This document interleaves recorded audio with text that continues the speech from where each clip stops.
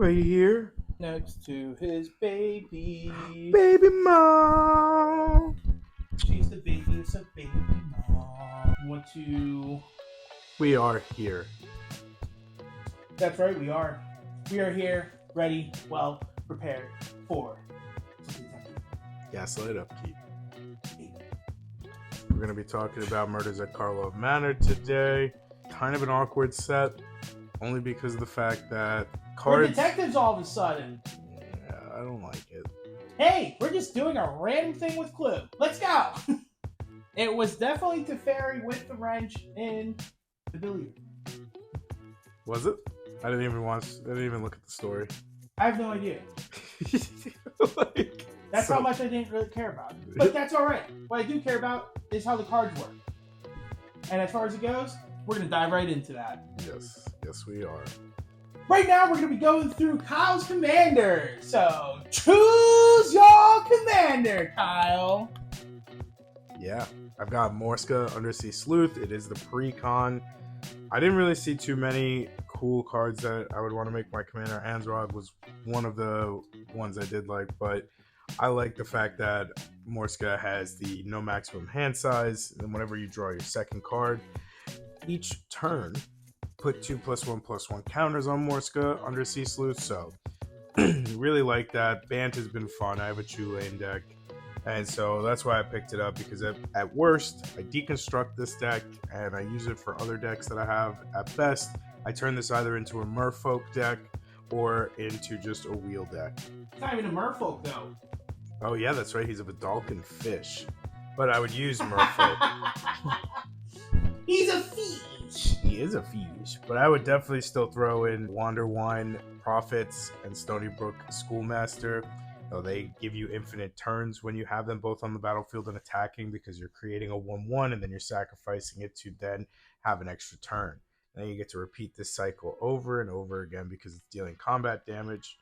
And then you sacrifice that Merfolk token and boom. Yeah. Look at you, trying to come up with some merfolk combos. Yeah, I mean, there's also the other one of Fairy Mastermind, Smothering Tithe, and Adrix and Nev Twin Casters. Fairy Mastermind must be on the battlefield. Smothering Tithe must be on the battlefield. And Adrix also must be on the battlefield together.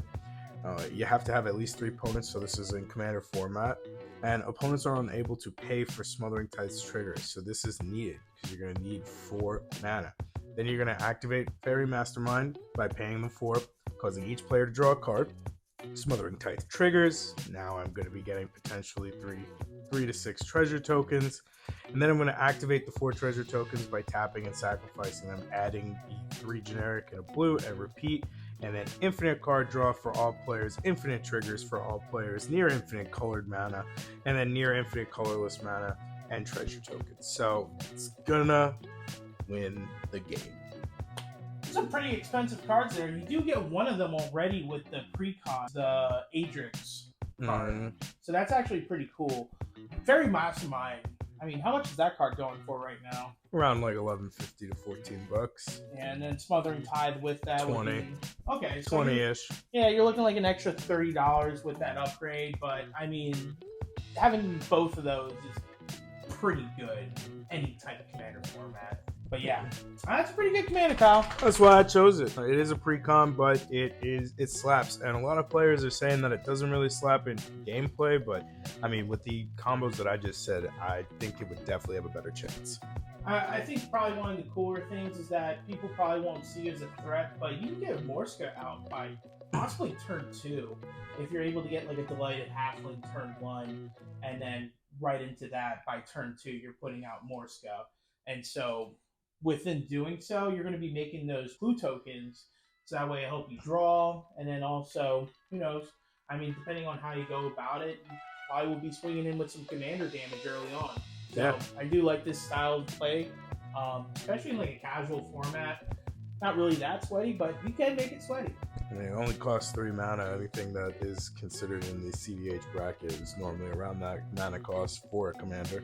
Yeah. So there's always that possibility right then and there because of it. And it draws. And for my commander today, we have Judith the Carnage Damimon. What we're seeing here is a Rakdos Spellslinger type deck, and there's a couple cool ways that you can build around it. Whether you want to go for more of a sacrifice mechanic, where you're playing like Deadly Dispute, Plum of the Forbidden, or you can also go with a more Spellslinger type deck, where you're running like Oger, Gutter Snipe, maybe have Sedgemoor Witch on top of it to make extra 1/1s, and then going on top of there, Stormkiln Artist, and just having a really cool type of Spellslinger Rakdos type deck that can have the effects of sacrifice. One cool thing I do love about it is that if you do go the sacrifice route, you'll be able to get low cost mana like Spellslinger type instants and sorceries. And then if you're just trying to destroy creatures that are on the battlefield, you can just destroy them and make a 2/2 in. If you ask me, that's a 1/2 combo that you always want to have in a deck. Kill something, make something. But besides that, throw Blood of the Blood God in that from the Universes Beyond Warhammer set, and with that type of card, you're going to be pretty much having to discard your hand, then draw 8 cards. Blood for the Blood God deals 8 damage to each opponent. With Judith on the battlefield having Death Touch Lifelink, you're looking at 8 damage per person. And that could be a really fun way to draw cards and gain a lot of life. What are your thoughts, Kyle? I got none because I don't really play Rakdos, but that's a really good combo right there if you ask me. Kyle prefers creatures. Yeah. I like just doing crazy stuff. Yeah. Who's a Nessie Bear? I just find spellcasting more, like, it's just not my speed. I'm more creature-centric, go wide-centric. It's just mine. There's creatures in here. Matter of fact, it's very creature-centric. Is it? Yeah. If you want to make some instants and sorceries, cast them, make 2/2 creatures. Then you kill them. Okay. And they die, and they deal damage to each opponent. Yeah, I get that. It's a very fun burn deck, if you ask me. It very is. Very much is. I like it. We are going to talk about my fire faves out of this set. I've got 4 of them. My first one's going to be Undergrowth Recon. I know a lot of people are saying it's really not that good because you need to have lands in your graveyard in order to do it, but I mean, if you're using Thalia and Gitrog, or even just the Gitrog monster in general, you're going to want this card in there. A lot of people will say it's not that fast, but at the same time, if I'm able to start playing 2 lands from my graveyard, if I have Marsh Flats in the graveyard, if I've got Windswept Heath as well in the graveyard, they're both fetch lands. So now I'm getting 4 lands per turn. If I have a landfall-centric deck, that's going to be crazy to have. You're doing it 4 times. And that's not even including if you have like a Zuza out. At first, when I saw it, I didn't see it being that great of a card, just because one big issue is like if you're using like Fabled of the Passage. Yeah, Fabled Passage comes in tap, so you can't, tap it, sack it. However, when you have this with like a Cabaret Courtyard, Riveteers, whatever it's called, those sack lands where it just enters the battlefield and sack. Same thing with what you said, Marsh Flats, those cards where you just pay 1 life and sack it. It actually works pretty well, and it just ends up being an extra land per turn, and if anything, double land triggers. I'm not gonna lie, it's grown on to me. I think this card, it like makes the spot for like my Borborygamos deck. I think it would be great in your Borborygamos deck. Yeah. That's why I truly do consider this. I bought 4 of them before they came out because they were under $5. Always snagging the good deals. I mean, it's just, I can't see this card being less than $5 like a year from now. Or whenever this set goes out of standard rotation. So that's going to be my first one. My next one's going to be Vein Ripper. It is a creature. I love it. We've talked about it. You love it in your Yawgmoth deck, like easily, because if it's got ward, sacrifice a creature.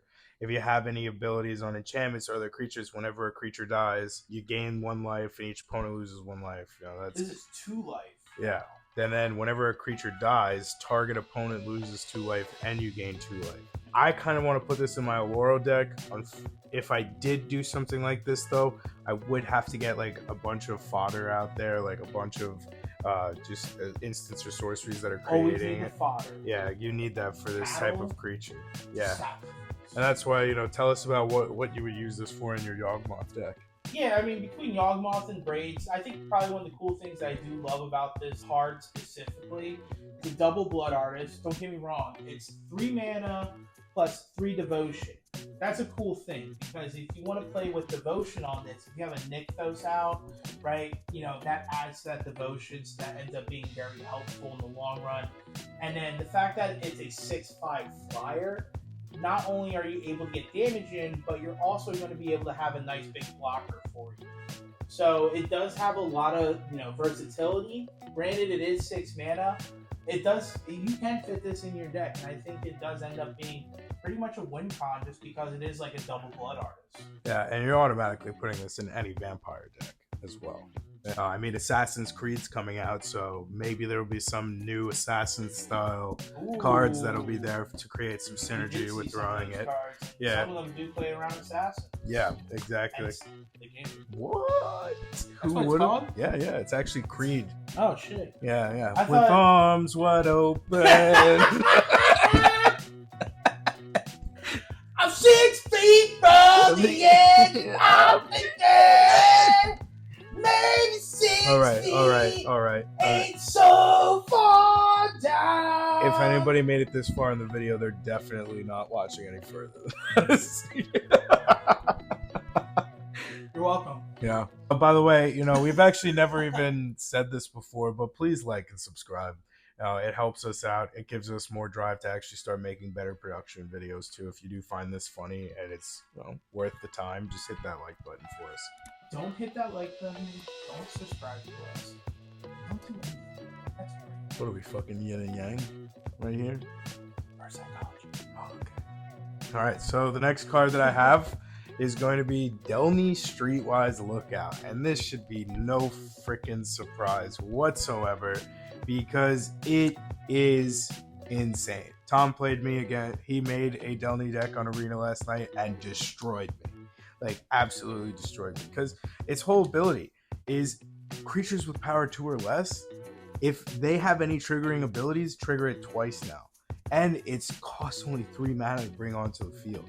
So if you're putting this as your commander, you've got an entire human deck basically that you're creating out of it, because everything that's going to be 2 less. I mean, I could see some knights in there too. I mean, Esper Sentinel obviously, but like, this is a banger. If this is not the best card in the set, it's got to be in the top 2. I mean, it definitely is. I think probably one of the coolest things is that most people have an Esper Sentinel. You have an Esper Sentinel with this, it doubles that trigger. You can draw 2 cards. This card enables your draw cards to double. Spirited Companion enters the battlefield. Soul Sisters. Soul Essence for double life. For all you freaking life. You get 4 life per, because if you got Soul's Attendant and Soul's Warden, you are booming with life. And then on top of that, if you don't even beef these creatures up and you just keep them at 2/2, anything that has power 3 or greater can't even block it. That's right. And I think it's definitely... Go wide. You're definitely sneaking in for all that damage. And I think probably one of the cooler things, you'd be surprised, there's a lot of decent cards that have 2 power. Let's look at Mangara. That's the one where you can draw extra cards whenever an opponent attacks with 2 creatures, casts 2 spells during their turn. You're going to be drawing 2 cards whenever something happens, and that's going to be a lot of card drawing before you even know it in commander style form. It ends up turning white into a card draw engine before you actually realize it. Mm-hmm. Thus, making those small little dorky creatures even better because you can get more out. Hey, I think you're winning the game. I think so too. And there's a lot of cards out there that are 2 mana or less. Yeah, Thalia, the one that makes non-creature spells costs 1 more. You got Anafenza. Redain is a 2/3, making your opponent's creatures cost an extra, or not creatures, non-creatures, extra 2 mana if they cost 4 or more mana. Shoelane can be out on the field. It's got 2/4, anything power 2 or less. Mm-hmm. So, well, I was thinking just sticking with, because if you have this in the 99, then that makes sense. Absolutely. It's like, if you're trying to make this the commander, it's really tough with white because you're really restricted on, what cards you got to put in there. Facts, because you already talked about Mangara, right? The Diplomat. Yep. Yeah, that's going in. The Battle of Bywater. Charming Prince. This one. Charming Prince is a good one. Yeah. Like all your enter the battlefield Lauren. effects. Yep, exactly. Skyclave Apparition You're gonna be as double well. exiling creatures. There's a lot of things that makes this card really good, and it just turns white into a whole new animal. Yeah, I think I'm kind of debating on making a deck around her now. The budget price is pretty good. I mean, Delany's probably the most expensive card out of it, but like all the rest of Esper is $40 now. Yeah, but besides that, all the rest of the cards you can get this deck to a decent budget. My last one's gonna be Trostani 3 Whispers. What I love about it is its ability is now mana ability instead of, like Jetmir, the Nexus. For 6 mana, give it Death Touch, Vigilance, and Double Strike. You're going to be putting in a lot of fodder. It's a Dryad. Anytime you see Trostani, it's always making 1/1, so you can put in a couple of the other Trostanis as well. One of them also has the ability to give other creatures +1/+1 on top of that. So you're just going to be making go wide as fast as possible and as wide as possible, and then have ramp up to have 6 mana on the field, and then boom. Here's the one thing. It says target creature gains it. It's not every creature. So I have Audric in there then. It's like, to me, when I see this type of deck, I almost want to turn it more towards big stompy boys that can trample, because putting double strike on that is disgusting. And then if you have vigilance on top of it, now you have someone that's defending as well. Yeah, but then what I do is I have Audric, Lunark, Marshall out. Whenever it goes to combat, creatures you control, if they have set ability, Death Touch, Double Strike, Vigilance, it now gives all of your creatures that are attacking that ability. So it's an Audric easy is way. definitely a must to have in this deck for sure. Absolutely. I think that would be a really good add for sure. Yeah. And it's a good budget price too. It's not too expensive. No, but those are going to be my fire faves today. You let us know in the comments. All right, Tam! Tommy Salami, it's time for your faves. Oh yeah, my fire faves, the absolute fire of fire. Anyways, first up, we're going to go off with a Golgari card called Insidious Roots. This card itself is very surprising. It's a common, or uncommon, uncommon. And just for 2 mana, black and green, you're going to be turning your creatures into mana dorks. Well, creature tokens to be exact. So I think this definitely has a lot of versatility for all those token eccentric, Golgari decks, right? Between having like Parallel Lives out with it, and then throwing in Awaken the Woods, where you're making all those 1/1 forest dryads that are tokens. I mean, don't get me wrong, they're already mana dorks right then and there. Any other token that you probably go with it? I'm trying to think off the top of my head. Well, Insidious Roots, it's great for just mana fixing. I am putting this in my Gave deck. If I'm going to use this, all my Saprolings now add 1 mana of any color, and then if I have Ashnod's Altar, both of them on the field, and now I maybe have a token doubler, and now I have unlimited mana. They can tap it, sack it. Now it's 3 mana right there. Yep. And then if I have Vein Ripper on the field too, everybody's losing life and I'm gaining life too. Yeah, I chose 2 uncommons, which goes right into our next one, No More Lies. With that, it's a Azorius 2 mana, just a counter spell, and the controller has to pay 3 in order to not have it countered. Then it gets exiled, and if you ask me, that's really good. It avoids, having to deal with any type of creature recursion. If you're countering something that is, that you think is going to be reanimated, just get it out of there and counter it just for 2 mana. Good mana efficiency right there. I'm not going online right now to see how much they are. Probably less than $1 if I knew any better. 75? 75 cents. The average is $1 though. Okay. So people do see some value in it. I mean, to me, that's a good budget card to get and add to your Azorius type deck. Going from there, we have Reenact Crime. I'm telling you right now, this card itself, I think, is a must-have in your blue deck. Especially the fact that it's an instant spell, 3 blue, 1 generic. You're going to be exiling target non-land card in a graveyard that was put there from anywhere this turn. If some person was trying to do some little sneaky thing that I've seen before, where they end up putting in Consecrated Sphinx right in their graveyard. Sphincter. Better. You get to cast that card for free without paying its mana cost. And that's any non-land card in a graveyard that was put there this turn. You can just hold that up, wait for a card to hit the graveyard, and then boom. Now you're stealing the other person's type of reanimation deck, and you get to cast it for free. Although I will say, if it's a creature and it's not your turn, I don't think you can cast it, can you? It would have to be your turn, right? I'd like to say so, because you can cast sorcery spells on your turn. So if that's the case, this card does have that restriction. I just imagined you playing like Breach of the Multiverse twice with this. That would be pretty cool. Yeah, that would be rude. Because of the fact that it has to be that turn, I would recommend waiting for somebody to destroy a big beefy boy or something powerful, and then casting this. But once again, because when you target the beefy boy, you exile it. Now you can cast it without paying its mana cost. Yeah. However, creatures are sorcery speed. So if it's not your turn, you can't cast it. If it is your turn, you can cast it. So in this case, you would have to destroy the creature yourself on your turn and then cast this. Yeah, I agree.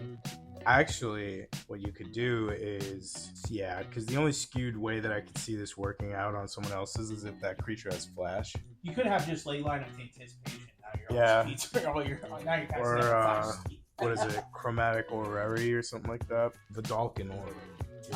You may cast spells as though they had flash. There we 4 go. mana. So with Vulcan Orrery or Leyline Anticipation, this is actually really good then. Mm-hmm. You need to have both of those in the deck, though. At least, yeah. And for my last card, for my fire phase, Anzag, the Quake Mole. And basically with this card, everyone knows it. I mean, the thing's a beast. It's an 8/4 for 4 mana. Every time it gets blocked, you're going to untap each creature and you control and then go another combat. What's there not to love? It's Gruul, you're smashing. Pair this with a Roar the Challenge.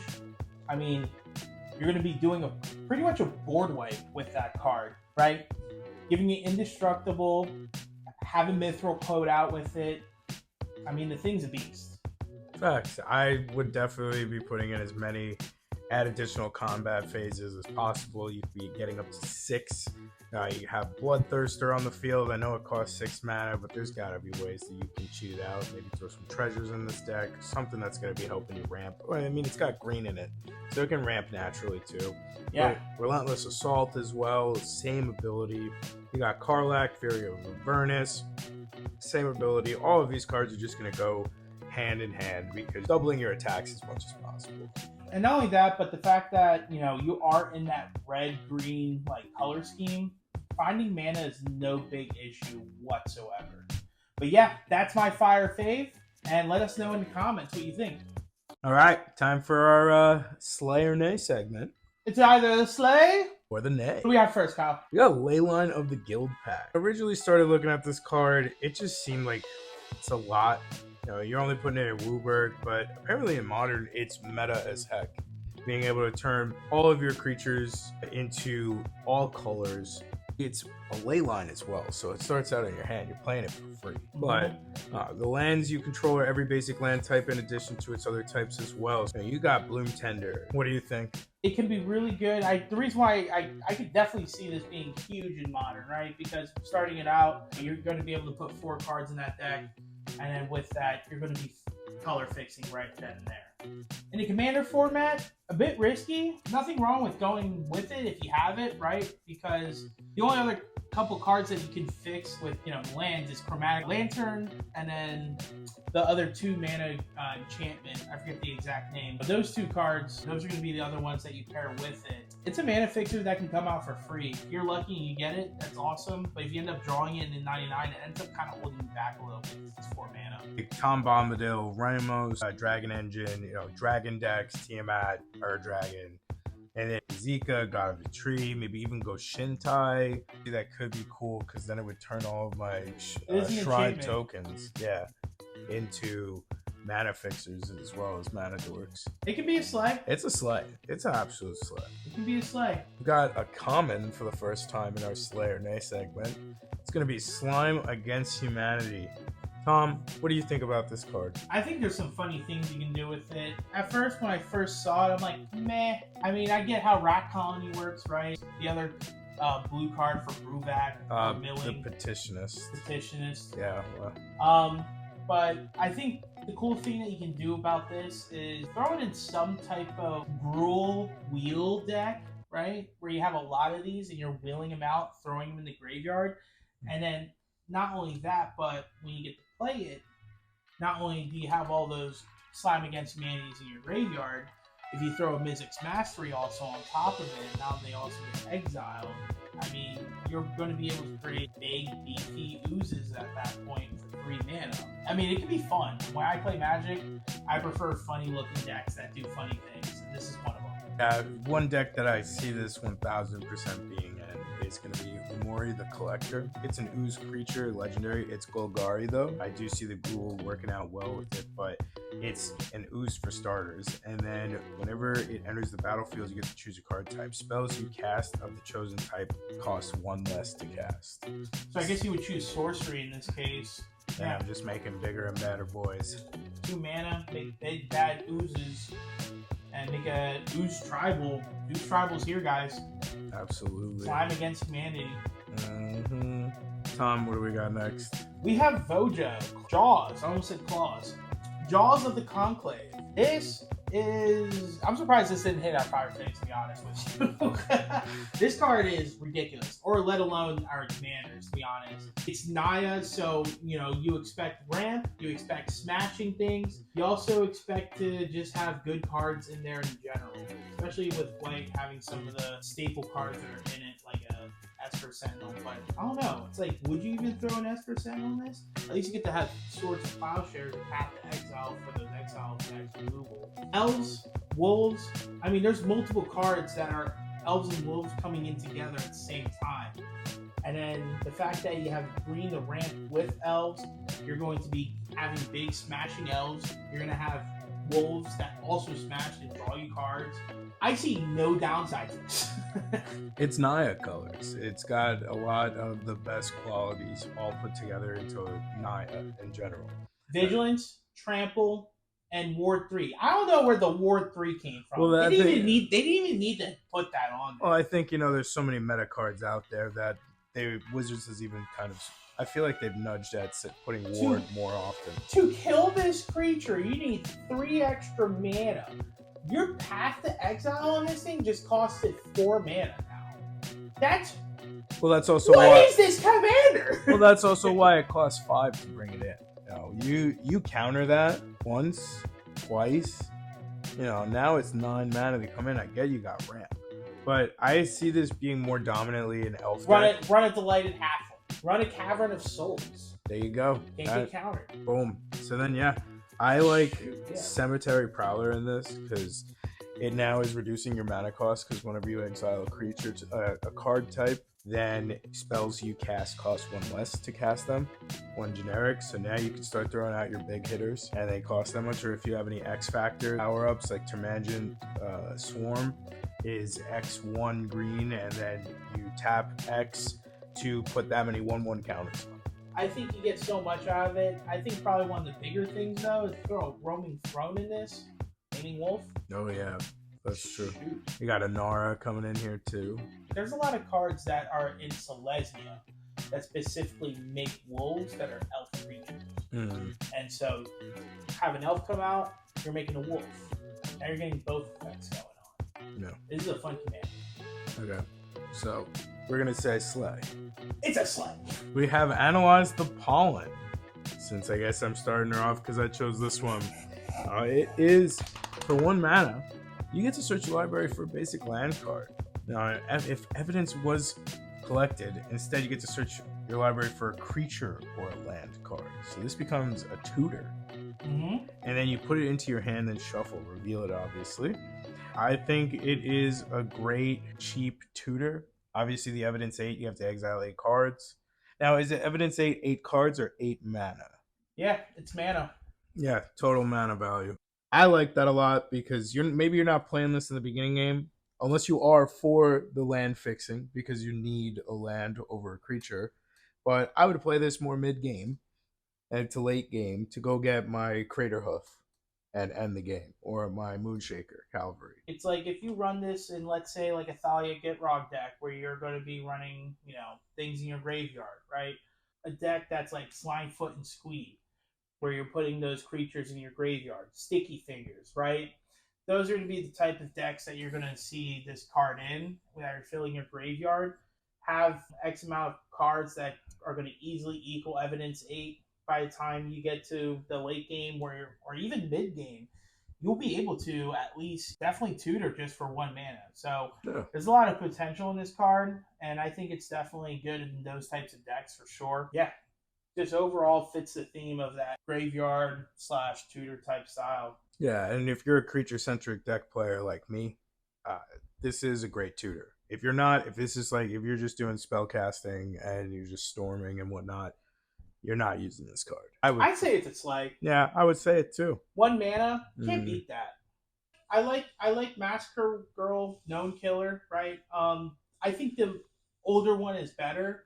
Coming in the battlefield, almost doing board wipes all the time. It's that is pretty vicious, but having this one in there as well, it just has that ability of card draw. Now your creatures do have Wither. I don't know how well that really plays out, but it can be pretty something pretty good. I mean, Yawgmoth already goes in this type of deck, right? And then if you're going to be adding those -1/-1 counters and trying to kill creatures, I almost would rather just have the Yawgmoth as the commander and have this in the 99. Yeah, so the deck that I would honestly put this in the 99 rather than the commander himself would be the Scorpion God, because he also has, when a creature with a neg 1 counter on it dies, you get to draw a card. It's now doubling the draw phasing, and then whenever it dies, you get to return it to its owner hand at the beginning of your next end step. So you don't ever have to play it from your command zone ever again either. Yeah. I mean, throw a Meat Hook Master in here, you're going to be killing multiple creatures with the neg 1/neg 1s, and then before you know it, you just draw, I don't know, 10 cards, which would be nice. I mean, there's definitely a lot of good. It just turns all your neg 1/neg 1 counter cards into possible draw cards. Even just like those 1 mana -3/-3. I know there's 2 mana instants that give you creatures -4/-4. Yeah, it turns all those removal cards into draw cards, which is very necessary to have. Yeah, you got Toxrill the Corrosive, which is another one that comes to mind when I'm playing. And then Hapatra, which is another one, Golgari. It's a 2/2. Whenever it deals combat damage to a player, you may put a neg 1/neg 1 on target creature. Whenever you put one or more neg 1/neg 1 counters on target creature or a creature, create a 1/1 green snake creature token with Death Touch. So now you can start using that on your own. It almost sounds like it's better than 99 versus having it as your commander. Absolutely, but I think it's a slay. I want Weather to come back. I think it's a fun one. I think it could also combat against poison decks, which is huge.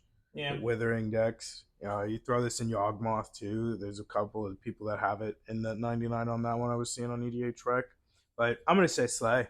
I think it's a slay. Who knows? We're seeing a lot more of these like neg 1/neg 1 counters or counter cards or just neg 1/neg 1s just coming into play. I think, with that being said, we could definitely see some uh, future cards that might be coming out with that type of theme. Yeah, absolutely. One is going to be World Soul's Rage. It's a sorcery. It is a reprint. It is not brand new card, but I think that it is a great card to put in.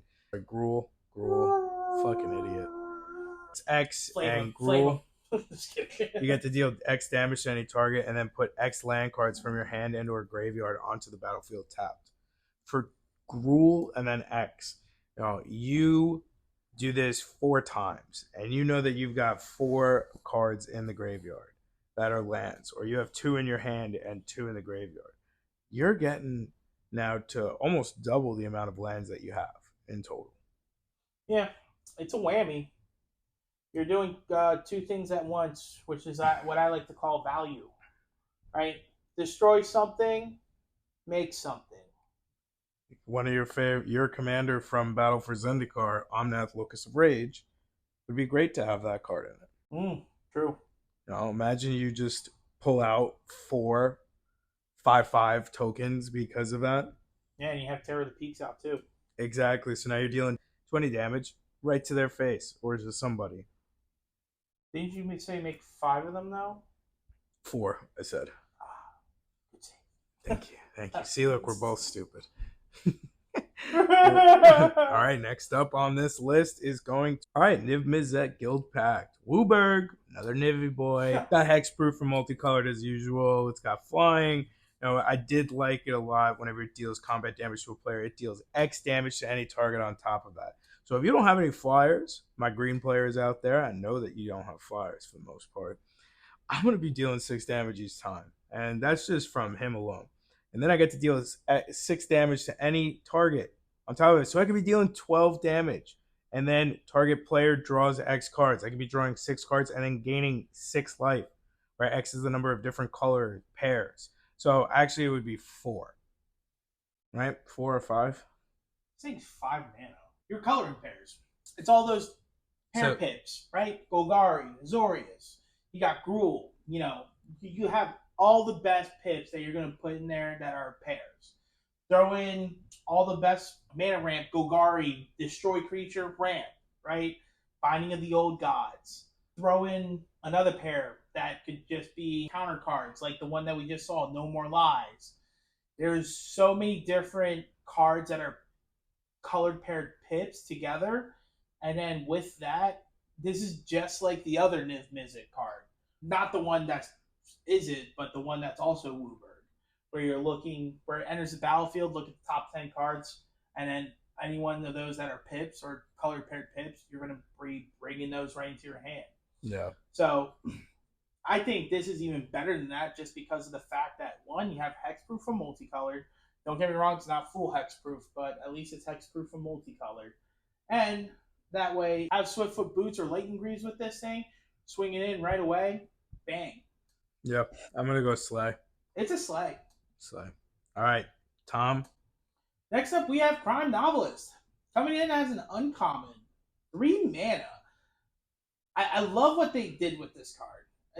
I'm actually surprised we didn't throw this in the Fire Faves, because this is just a fave already for me. I mean, we're looking at sacrifice an artifact, put a +1/+1 on Crime Novelist, and then you add an additional red mana.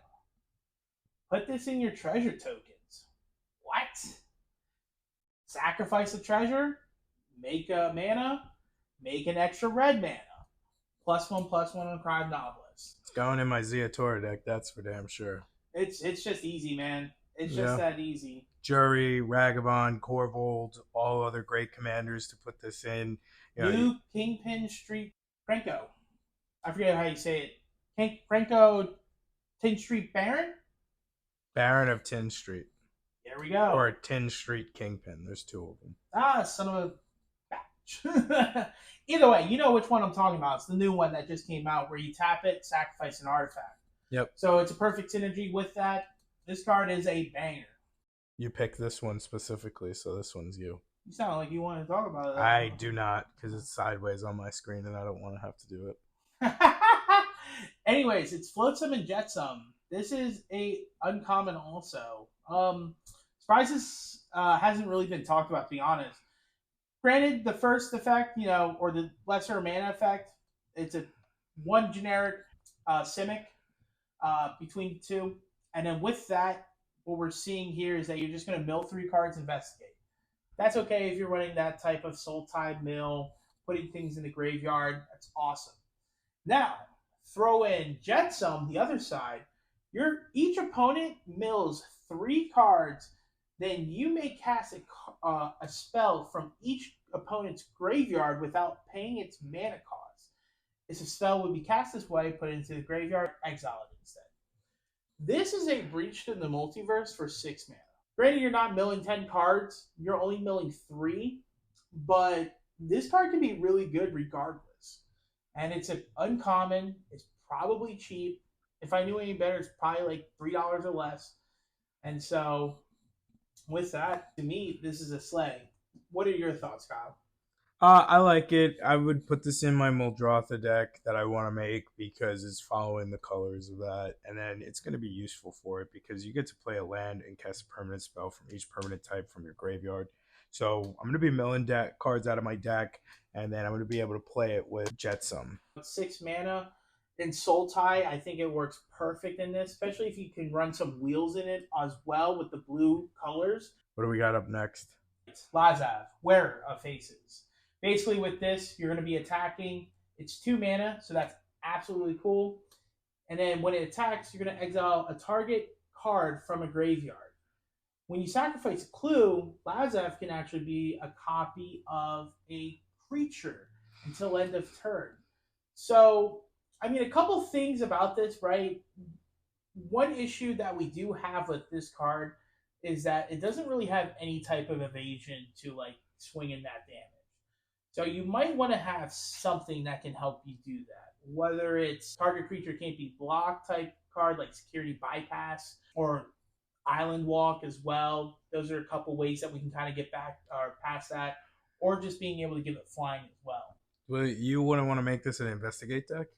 Well, it can be an investigate deck, but one of the challenges that this card sees as a commander is just the fact that it needs to be swinging and dealing damage. And you want to be evading that creatures because you don't want it to get blocked.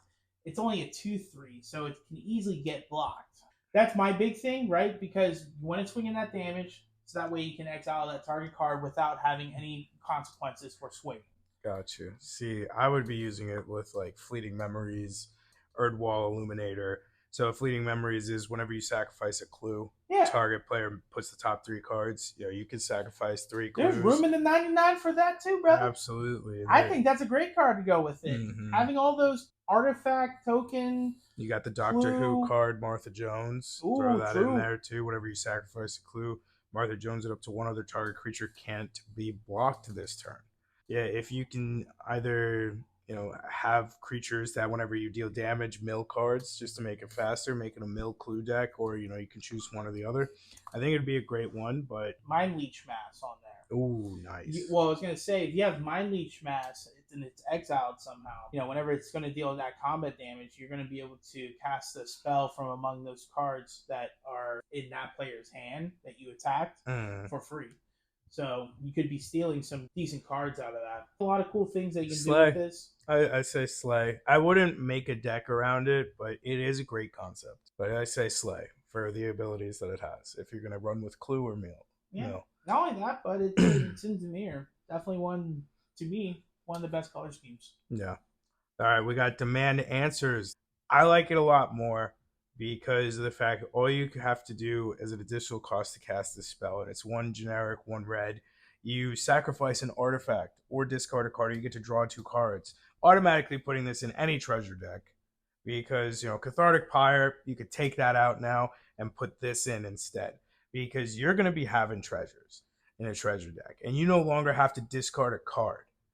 You can just sacrifice an artifact in order to do it. So now you're not having to pay that same tax like you normally would with a Cathartic Pyre, Thrill of Possibility. Losing a card's pretty big, but an artifact token, just getting rid of that is definitely worth the 2 mana for sure. That's why it's an absolute slay in my mind, because you're putting this in the 99 10 out of 10 times if you're doing treasures or anything that's red too. If it's got treasures, it's 100% going. If you have Academy Manufacturer, you can put this in any red deck, even if you want to make a food or a clue deck out of it too, because you have that on the field. You're making all 3. Yeah. No, I like it. Now, is it a game changer? I wouldn't say so, but the thing is the fact that you can just sacrifice an artifact and draw into whatever game changer card you can have. Drawing cards is a slay to me. Yeah, because it's an artifact. You can put this in your red artifact deck if you have anything that's red color. Red is it? Becky is the first thing that comes to mind. Mm-hmm. Anything that has to do with artifacts. Shoot, throw this in a Judith. Right? Yeah, the Connoisseur one, the new one too. Yep, because if you can at least sacrifice some type of artifact, don't get me wrong, Judith is also going to have artifacts in there as well. And then There's you no get doubt to about it. it's a sorcery as well. So, no, it's an Storm. instant. Yeah, It's no. an instant. It's an instant. So Like- guess what? With this Stormkill Artist, Judith as well, draw 2 cards, get to create a 2/2 creature, also make a treasure token on top of it, so it's like you never lost that artifact. You know, what cards can you have on the field that allow you to play instants and sorceries from your graveyard? Lear, Yeah. all So, those ones. There you go. It's instants, sorceries, graveyard. It's always. And there's got to be a way Is it? that you can create an infinite draw out of that too. There's got to be a way. No, there isn't, but you get to do a lot of cool combos. It's not going to be infinite, Yeah, but you get to draw a lot of cards. There's Yeah. no doubt about it. So Slay, it doesn't have to be that much of a heavy hitter, but because of the fact that it now gives you an easier way to cheat out draw effects, that's huge, especially for red. Is it Rakdos, artifacts? You know, it fits in it.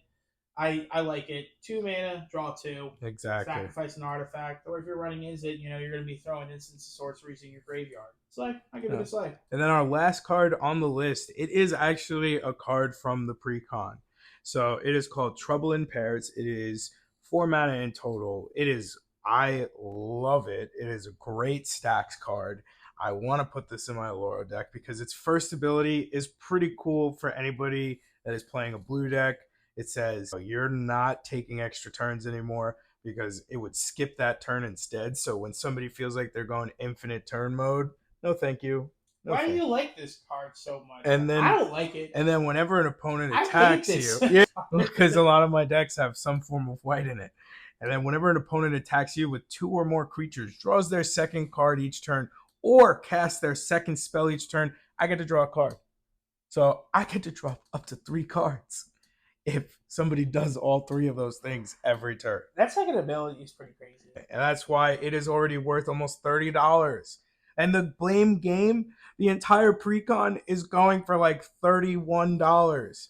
Yeah, Just I'm not playing one. my Borbori Gambos deck against that. I'm playing my Yawgmoth. I'm playing my Emery deck against this. Yeah, but they don't use extra turns. Borbori Gambos uses extra turns. Yeah, but you're drawing. It completely shuts down my game, my win con. Yeah, and on top of that, though, the second ability helps me out because you're going to be casting more than 1 spell each turn. Because it says cast, not, and casting can be from the graveyard. Yeah, it doesn't. Yeah. So I love it. Absolute slay. Bought the whole pre. I bought the pre-con. It's a slay. And that is going to be the end of our Slay or Nay. Let us know in the comments what cards we should have added in, what cards we should have taken out. Let us know that we're stupid because, you know, what else is new?